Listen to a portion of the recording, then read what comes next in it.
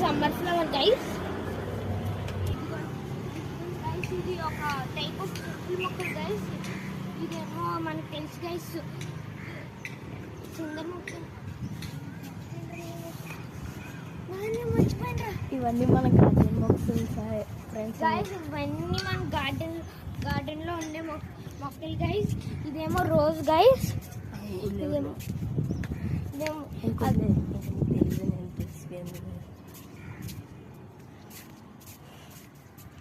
Vermi composting గురించి composting చెప్పు.